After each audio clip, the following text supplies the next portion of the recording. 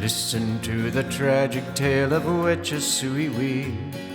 Before the days of Stonehenge or the beach at Normandy, a tale of woe and evil sure to paralyze with dread every heart that hears the message, Wetchasuiwi is dead.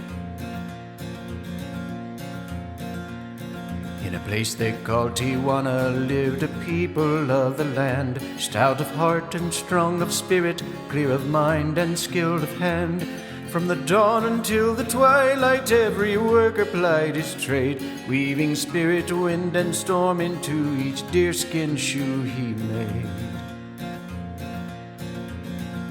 To this peaceful tribe there rose a chief named Wetchasuiwi, and he ruled the great Tijuanans with a calm proclivity to work beside his countrymen in rain or snow or shine, to herd the deer of Mexico with a sturdy drift of swine.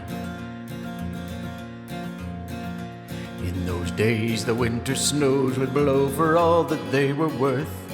In the days ere global warming came to microwave the earth, but the pigs of Wetchasuiwi would herd in any clime, so that brave Tijuanan tribe could make the moccasins in time. With their sturdy snouts and vicious tusks, the swine would plow the ground, digging furrow after furrow with a savage snorting sound, as the tireless strong Tijuanans walked behind and planted crops of frijoles, jalapenos, maize to sell from all their shops. Wetchasuiwi, Wetchasuiwi, suiwi, Wetchasuiwi. At harvest time the crops were heaped in piles upon the sleds.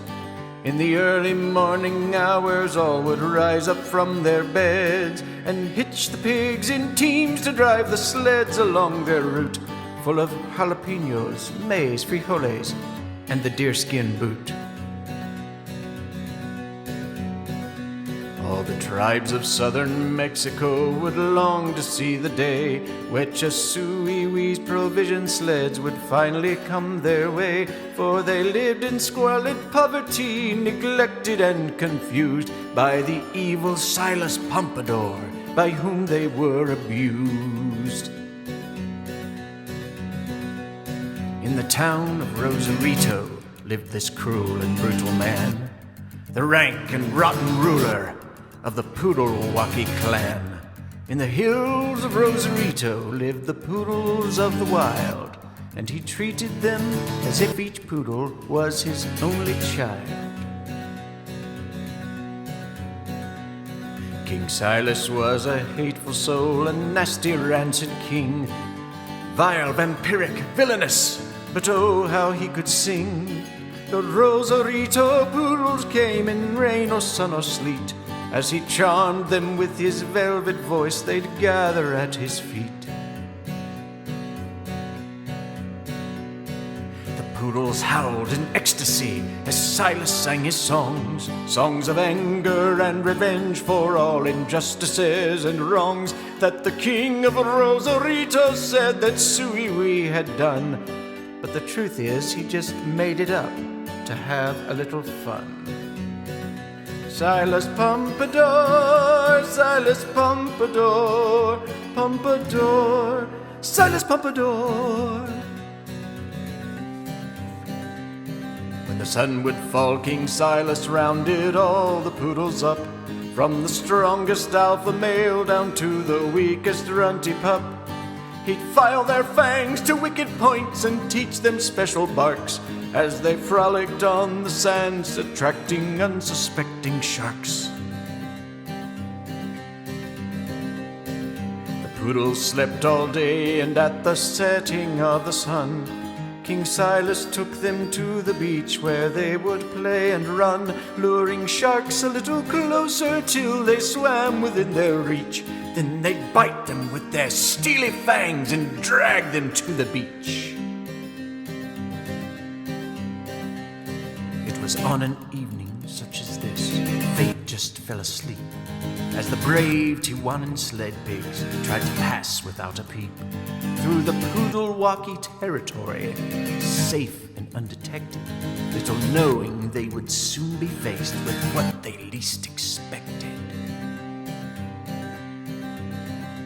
As they traveled on the Rosarito beaches, they were met by a foe of fierce ferocity they'd not encountered yet.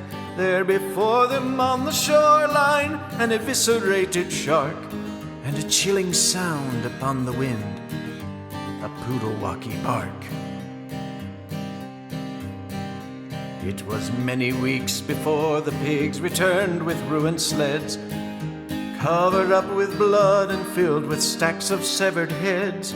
I hesitate to tell the rest, because I know your food'll want to come up if I tell you how the wounds were caused by Poodle.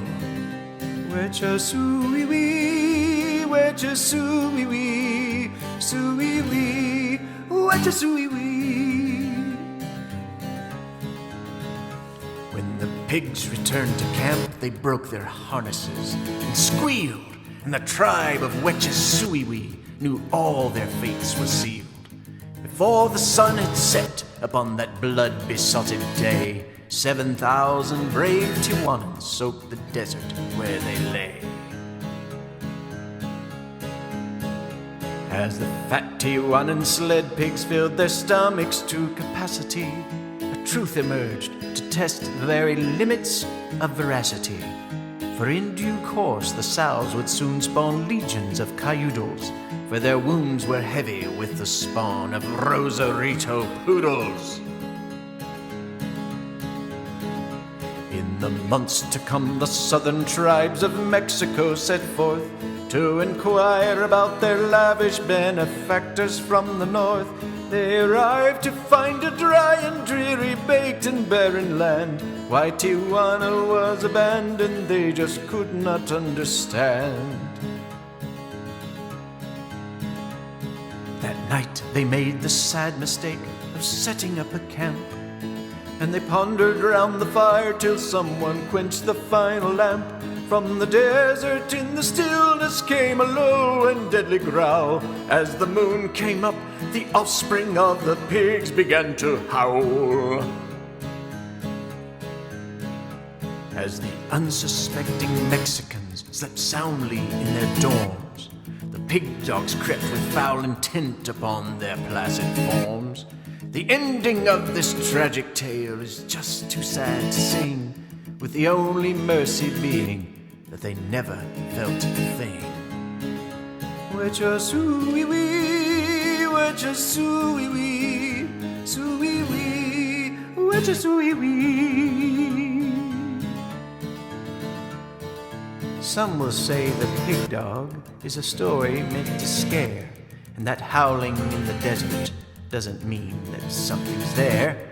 But I have known of children who would disobey and whine and smirk and scowl at mom and dad, then thinking all was fine, would go to bed self-satisfied, expecting pleasant dreams, then wake right up to jowls and fangs, while horrifying screams escaped their throats mere moments ere the pig dog closed its jaws. By now I hope this sordid saga serves to give you pause. And remember, on some starless night you may just hear the cry of the vile Tijuanan pig dog 'neath the black Tijuanan sky.